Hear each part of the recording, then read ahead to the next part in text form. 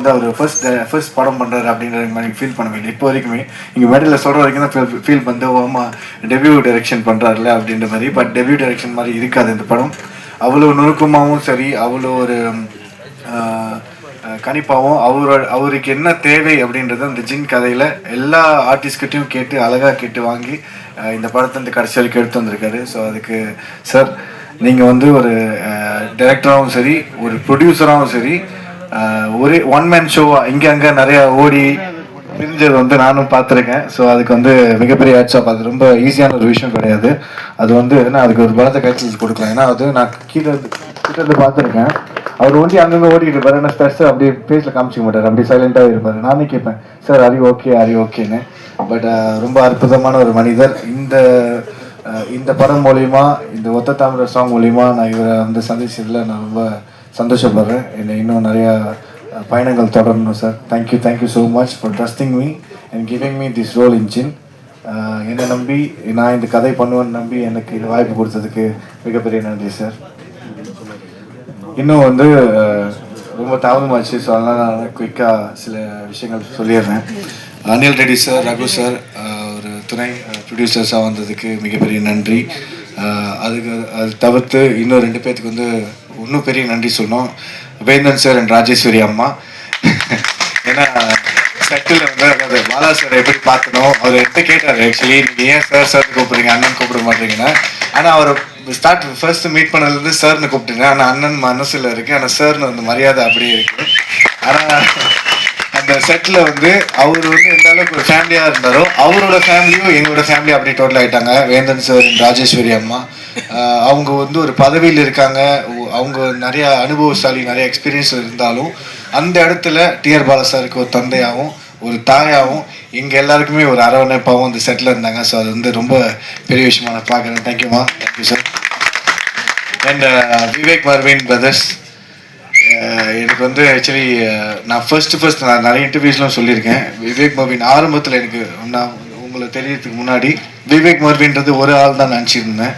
ஆனால் 2 minds think alike அந்த மாதிரி ரெண்டு பேர் அப்படின்றது எனக்கு வந்து சமீப காலத்தில் தெரியும். அதுக்கப்புறம் இவங்க கூட ட்ராவல் பண்ணேன். நிறைய ஹிட் சாங்ஸ் கொடுத்துருக்காங்க. ஆடியன்ஸோட பல்ஸு, யங்ஸ்டர்ஸோட பல்ஸ் பிடிச்சி பாட்டு வந்து அழகாக செஞ்சு அதை ஹிட் ஆக்குவாங்க. அவங்களோட பாடல்களில் நானும் ஒரு பங்காயிட்டு இருக்கேன் அப்படின்றப்ப ரொம்ப சந்தோஷமாக இருக்குது. And wishing all the very best. இன்னும் நிறைய படங்கள் உங்கள் கூட நான் பண்ணணும். நீங்களும் நிறைய உயரத்துக்கு போகணும்னு சொல்லிட்டு நான் வேண்டிக்கிறேன். அண்ட் இதே மேடையில் வந்து மகாவிஷ்ணு பிரதர் வந்திருக்காரு. அவர் பற்றியே சொல்லிடுறேன். பிரதர்னா கூப்பிட்டேன். நான் கேட்டேன், பிரதர்னு கூப்பிடலாமா அவங்களன்னு. தாராளமாக பிரதர்னு கூப்பிடுங்க அப்படின்னு சொன்னார். அவர் வந்து பல மேடைகள், பல நாடுகள் வந்து கடந்து போய் அவர் ஆன்மீக பயணத்தை வந்து மேற்கொண்டுட்ருக்காரு. அதே மாதிரி மலேசியாவில் ரீசன்ட் டைமில் வந்திருந்தாரு. நான் அதை பற்றி கூட சொல்லியிருந்தேன்.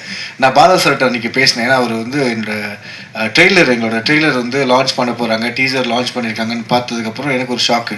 நான் உடனே பாலா சார்கிட்ட கேட்டேன், சார் எப்படி சார் இவர் ஷேர் பண்ணியிருக்காங்க, இவருக்கு தெரியுமா அவங்கள அப்படின்றப்போ பாலா சார் சொன்னார், எனக்கு நல்ல பழக்கம், நல்ல பிரதர் மாதிரின்னு.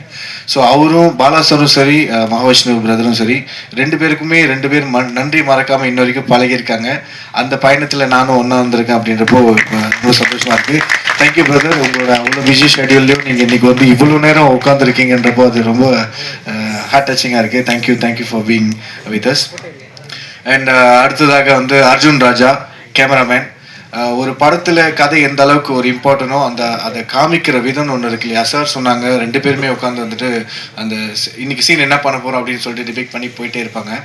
அந்த அளவுக்கு 2 பேத்துக்குள்ள ஒரு அண்டர்ஸ்டாண்டிங் இருக்கும். அர்ஜுன் ராஜா பிரதர் வந்துட்டு வெரி குட் கேமராமேன். எனக்கு வந்துட்டு என்ன எப்படி சில இடங்களில் நானும் தப்பு பண்ணுறது இருக்கும், ஷார்ட்ஸ் மிஸ்டேக்ஸ் இருக்கும், நம்ம வந்து சில ஆங்கிள்ஸ் வந்து தப்பாக பார்க்குற மாதிரிலாம் இருக்கும். அதெல்லாத்தையும் கரெக்ட் பண்ணி ரொம்ப பொறுமையாக ரொம்ப ஜாலியாக வந்து ஹேண்டில் பண்ணாங்க. அந்த camera department team, entire art department team, full செட்டே வந்து எப்பயுமே வந்து ஒரு ஜாலியாக இருக்கும். எப்பயுமே ஸ்ட்ரெஸ்ஸாக இருந்ததில்லை, எனக்கு தெரிஞ்சு ஸ்ட்ரெஸ்ஸாக இருந்ததில்லை. எல்லாமே ஜாலியாக தான் போயிருக்கு. லேட்டாக முடிச்சிருக்கோம், ஆனால் லேட்டாக முடிக்கிறப்ப கூட யாருமே டென்ஷனாக முடிச்சதில்லை நினைக்கிறேன். எல்லாம் ஜாலியாக தான் முடிச்சுக்கோங்க. எல்லாம் ஜின் பண்ண வேலைன்னு நினைக்கிறேன்.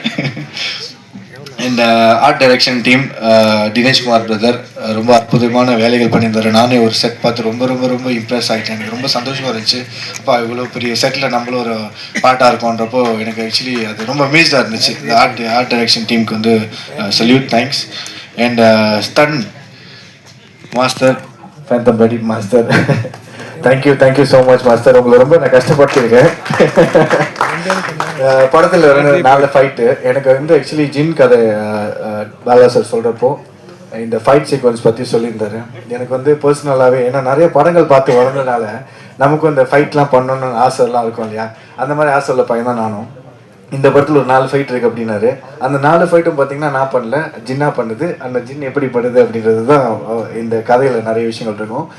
அது மாஸ்டர்கிட்ட சொல்லி மாஸ்டர் வந்து என்னை வந்து ஒரு நியூ ஒரு புதுமுக நடிகரோ இல்லை ஒரு அனுபவம் இல்லாதவங்க பண்ணுற மாதிரியோ அந்த மாதிரி எந்த விஷயமும் கொடுக்காம ஒரு அனுபவம் மிக்க ஒரு நடிகர் பண்ணால் இந்த மாதிரி பண்ணுவாங்க, ஒரு எக்ஸ்பீரியன்ஸான பர்சன் என்ன மாதிரிலாம் ஃபைட் பண்ண முடியும் அப்படின்ற விஷயத்தில் எனக்கு கற்றுக் கொடுத்து என்னையும் பண்ண வச்சாங்க. Thank you master. நிறைய இடங்கள் அவங்க கஷ்டப்படுத்திருக்கேன், நான் அதை காப்பாற்றிட்டேன்னு நினைக்கிறேன். So thank you master. இந்த டான்ஸ் மாஸ்டர் ஸ்ரீதர் மாஸ்டர், ஒத்த தாமரன் சாங் இன்னும் 2-3 ப்ராஜெக்ட்ஸ் வந்து ஒன்றா ஒர்க் பண்ணோம்.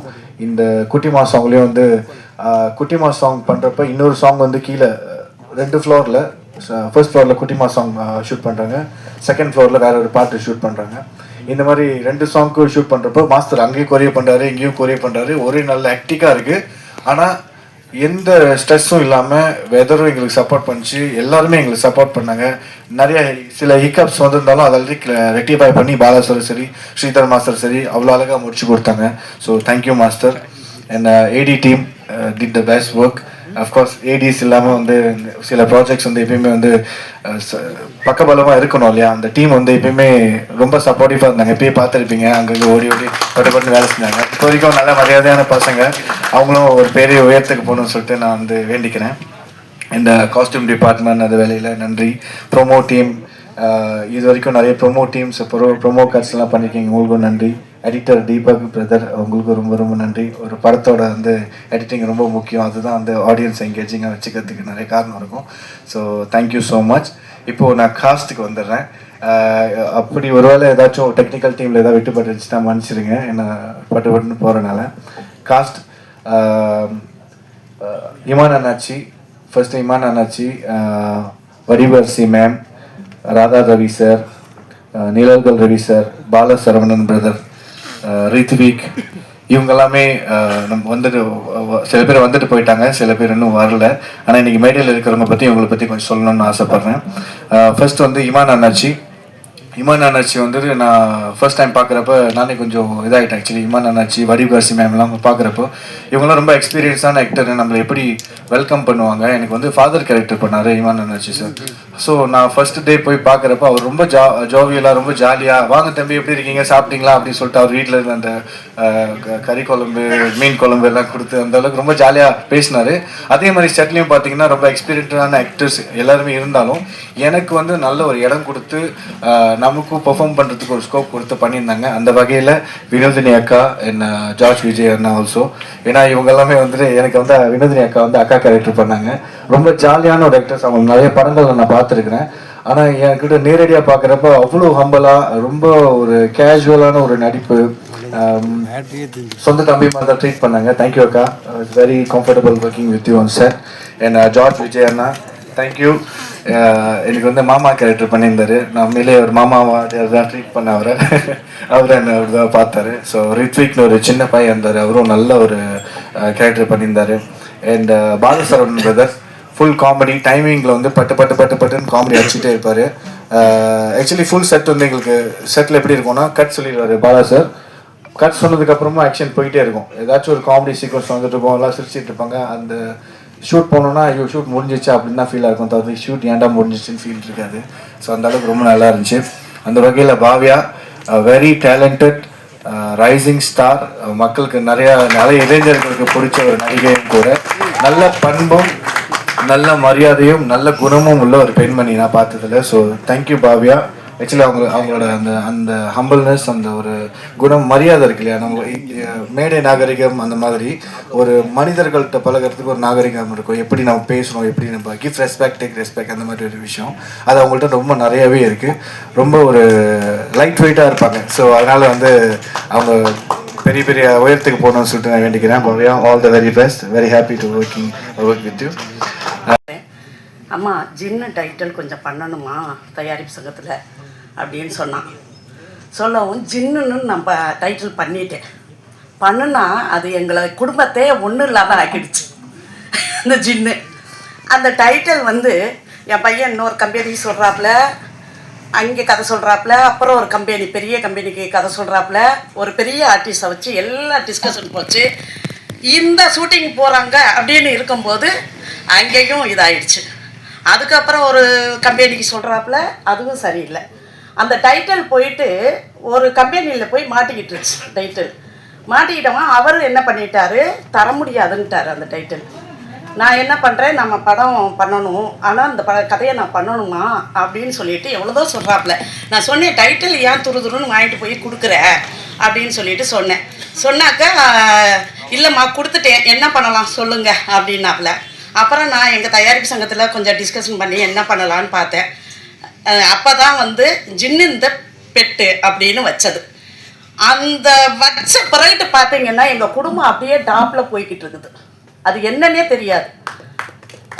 ஜின்னு வந்து ஜின்னு இந்த பெட்டுன்னு வைக்கவுமே நான் சரி டிஸ்கஷன் பண்ணுறோம். எங்கள் ஆஃபீஸில் உட்காந்து என்னுடைய பையன் அட்வொகேட் ஆஃபீஸில் உட்காந்து டிஸ்கஷன் பண்ணுறோம். இதை உடனடியாக பண்ணணும் அப்படின்னு சொல்லிட்டு அது பண்ணணும்னு சொல்லும் போது எங்கள் கையில் காசே இல்லை. நீங்கள் நம்பித்தான் ஆகணும். இது காசே கிடையாது. ஆனால் வந்து பண்ணிட்டோம். எப்படி பண்ணோம்னே தெரியல. விறுவிறுன்னு நம்ம ஷூட்டிங் முடிக்கிறோம், விறுவிறுன்னு ரிலீஸ் வந்துருச்சு, வியாபாரமும் பண்ணியாச்சு. ஆனால் எந்த அளவுக்கு என்னன்னே தெரியல. அது அந்த ஜின்னு ஷூட்டிங். திரைத்துறைக்கு திரை கலைஞர்களுக்கு தொடர்ந்து ஆதரவு அளித்துக் கொண்டிருக்கிற ஊடக நண்பர்களுக்கு முதல்ல என்னுடைய நன்றி கலந்த வணக்கங்கள். மற்றும் மேடையில் வீட்டிற்கும் இங்கே வீட்டிருந்த ஆண்டோர்கள், சார்ந்தோர்கள், பெருமக்கள் மற்றும் வந்திருக்கும் அனைத்து ஸ்பெஷல் கெஸ்ட்ஸ் அனைவருக்கும் என்னுடைய நன்றி கலந்த வணக்கம். இப்போ ஜின் அப்படிங்கிறது வந்து இப்போ என்னை தெரிஞ்சவங்க எல்லாருக்குமே தெரியும். I love pets. அண்ட் இப்போ ஜின்னை வந்து நம்ம சொல்லலாம், அந்த நாய் வந்து வளர்க்குறோம். இப்போ சொல்லிட்டு இருந்தாங்க யாரோ இந்த மாதிரி பூனை நான் வளர்க்குறேன், நாய் வளர்க்குறேன். பெட்டு வந்து பேயை கூட வந்து நம்ம பெட்டாக வைக்கலாமா அப்படிங்கிறத இயக்குனர் பாலா அவர்கள் வந்து என்கிட்ட சொன்னபோது தான் நான் ரியலைஸ் பண்ணேன். ஆனால் அங்கேயே வந்து ஒரு அமானுஷ்யமான ஒரு விஷயம் நடந்தது. இந்த படம் ஃபுல்லாகவே இன்னைக்கு இந்த இடத்துல மேடையில் நம்ம வந்து வீட்டு இருக்கோம் அப்படிங்கிறதே ஒரு பெரிய ஒரு மிரக்கல் அப்படின்னு தான் நான் சொல்லுவேன். ஏன்னா இந்த ஜின் அப்படிங்கிறத பற்றி நான் எங்கேயோ படித்தேன். அண்ட் ஒரு நவரசா அப்படிங்கிற ஒரு வெப்சீரிஸில் ஒரு ஜின்னை பற்றின ஒரு சின்ன ரெஃபரன்ஸ் வந்துருந்தது. அதை பார்த்துட்டு அது ரொம்ப லேட்டாக தான் நான் பார்த்தேன். 2022-23 கொஞ்சம் உட்காந்துட்டே இருந்தேன். பார்த்தா ஒரு 1 வீக்கில் எனக்கு கால் வருது. நான் வந்து பாலா அப்படின்னு ஒரு டைரக்டருங்க, இந்த மாதிரி நான் வந்து விஜய் படங்கள்லாம் ஒர்க் பண்ணியிருக்கேன், நான் வந்து ஒரு கதை பண்ண போகிறேன், கேட்குறீங்களா அப்படின்னு உடனே ஜின் அப்படின்னு வருது. எப்படின்னு தெரியல, இந்த படம் ஃபுல்லாக வந்து அவ்வளோ கோஇன்சிடென்சஸ். நான் வந்து சம்டைம்ஸ் யோசிப்பேன், இங்கே வந்து சொன்னார் ஒரு ஆர்கே செல்வமணி சார் தான் சொன்னார்னு நினைக்கிறேன், ஐ திங்க் ஆர்வி உதயகுமார் சொன்னார்னு நினைக்கிறேன். இந்த படத்தை வந்து பற்றி பார்த்த உடனே நமக்கு வந்து மைடியர் இந்த பட்டணத்தில் பூதம் வந்து ஞாபகம் வந்ததுன்னு நான் சொல்லுவேன். அதை விட வந்து மைடியர் குட்டிச்சாத்தான் இன்றைக்கி தான் சார் எனக்கு தெரியும், கேஆர் சார் தான் அதை வந்து டிஸ்ட்ரிபியூட் பண்ணியிருக்காரு அப்படின்னு. ஆனால் சின்ன வயசில் நாங்கள் பார்த்து ரொம்ப ரசித்த ஒரு படம் அந்த மைடியர் குட்டிச்சாத்தான். ஏன்னா நம்ம படம் பேய் அப்படின்னாலே நம்ம பயப்படுற ஒரு விஷயமா நம்ம பார்க்குறோம். ஆனால் பேய் கூட வந்து அது ஒரு பாவமான ஒரு ஜீவனாக தான் நான் பார்க்குறேன். ஏன்னா இங்கே வந்து பார்த்தீங்கன்னா பேய், பூதம் ஆர் கடவுள், ஆன்மீகம், இது அமானுஷ்யம் ரெண்டுமே வந்து இந்த இன் யாங் பட்டர்ஃப்ளை எஃபெக்ட் எல்லாமே வந்து ஒன்றா தான் நான் பார்க்குறேன். அது ஒரு பாசிட்டிவ் எனர்ஜி அப்படின்னு நம்ம சொன்னோம்னா அது வந்து ஒரு ஆன்மீகமாக மாறுது. அதே ஒரு நெகட்டிவ் எனர்ஜியாக மாறும்போது அது வந்து நம்ம ஒரு அமானுஷ்யமாக நம்ம பார்க்குறோம். ஸோ இந்த படத்தில் வந்து இந்த மைடியர் குட்டிச்சாத்தான் அந்த மாதிரி வந்து ஒரு என்டிட்டி ஒன்று இருக்கும். அண்ட் இந்த சொன்னாங்க இந்த மாதிரி வந்து 16 பூதங்களுக்கு தலைவன் வந்து ஒரு ஜின்னு அப்படிங்கும்போது அது ஒரு மல்டி லெவல் மார்க்கெட்டிங் மாதிரி இருக்கு பாருங்க. அதுவும் ஏதோ ஒரு இப்போ எப்படி வந்து மனசுக்குள்ள நம்ம ஒரு இதை வச்சுட்டு தான் ஒரு ஆன்மா சுத்திட்டு இருக்கு வாழும்போது, அது இறந்த பிறகும் அது ஒரு மனசுக்குள்ள ஏதோ ஒரு வச்சுட்டு தானே போகுது ஒரு ஆன்மா, ஒரு ஆவி அப்படிங்கிறது. அந்த வகையில நான் வந்து எப்படி ஒரு நாயோ பூனையோ ஒரு சிம்பத்திக்குரிய ஒரு எம்பத்திக்குரிய ஒரு ஜீவராசியாக நான் பார்க்குறேனோ அதே மாதிரி தான் ஒரு அமானுஷ்யமாக இருக்கக்கூடிய ஒரு ஆவியையும் ஒரு பேயோ பூதமோ ஏதோ ஒரு விஷோட தானே இந்த உலகத்தில் இதே பிளானெட்டில் இதே யூனிவர்ஸில் வந்து சுற்றிட்டு இருக்கு.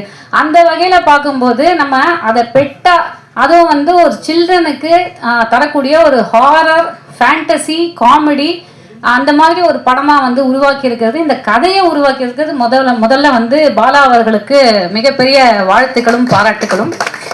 அது வந்து பாலா பற்றி நம்ம சொல்லணும்னா அவரே வந்து ஒரு லக்கி பர்சன் அப்படின்னு தான் சொல்லணும். ஏன்னா அவர் வந்து இந்த வைரல் ஸ்டார் அப்படின்னு சொல்லி ரீசெண்டாக ஐ திங்க் வனிதா மேடத்துக்கு ஒரு பேர் கொடுத்தாங்க நினைக்கிறேன், வைரல் ஸ்டார் வனிதா.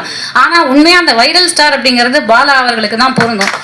ஏன்னா அவர் வந்து நல்லா பாருங்க, அவர் வந்து பயங்கர லக்கியான ஒரு பர்சன். இந்த கதையை ஆரம்பிச்சதுலேருந்து அவர் சொன்ன எந்த ஒரு டேட்லேயும் மாற்றமே இல்லாமல் ஷூட்டிங் நடந்தது.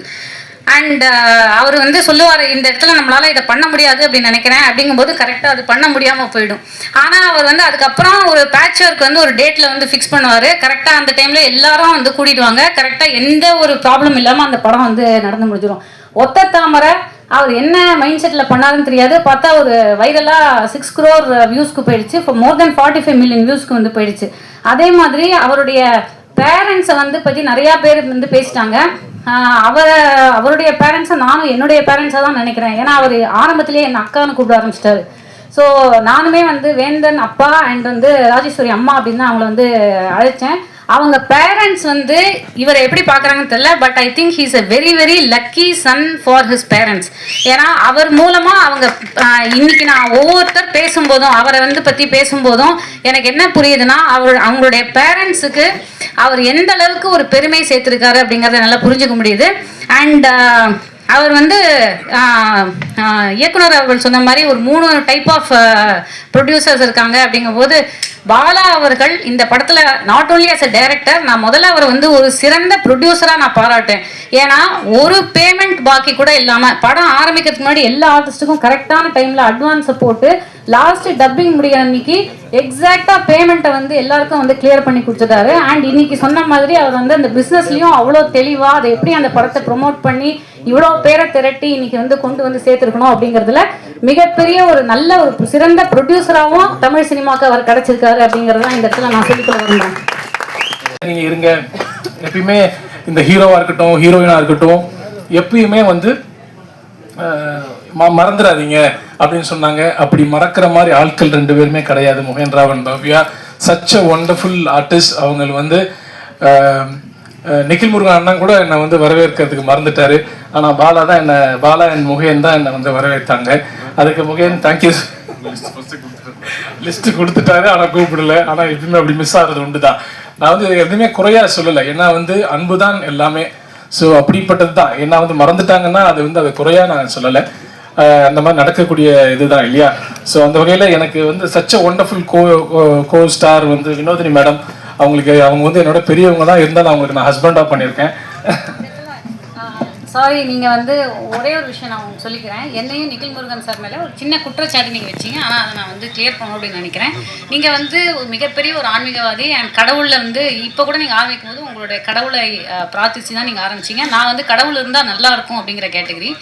அண்ட் அந்த மாதிரி இருக்கும்போது நீங்கள் சொல்கிறீங்க இந்த மாதிரி வந்து என் கூட நடித்தவங்க ஆனால் பேசும்போது என்னை மறந்துட்டாங்க அப்படின்னு. ஆனால் உங்களுக்கே தெரியாமல் கடவுள் வந்து மனுஷ ரூபம் அப்படின்னு நீங்கள் சொல்லலாம். அதாவது வந்து நம்ம ஃபுல் ஃப்ரண்ட் ஸ்டேஜில் நான் பேரை சொல்லலை, ஆனால் நீங்கள் அங்கே உட்காந்துருந்தீங்க. இங்கே வந்து பாலா சாரை கூப்பிட்டு, சார் நீங்கள் மறந்துட்டீங்க ஜார்ஜ் சாரை கொஞ்சம் மேலே அப்படின்னு சொல்லி அவர் உடனே அந்த அவங்க ஆங்கர்கிட்ட சொல்லி உங்களை மேடைக்கு வந்து மறந்ததை நினைவுபடுத்தினது தான். அதே மாதிரி அவர் வந்து அந்த ஆங்கர் லிஸ்ட்டு.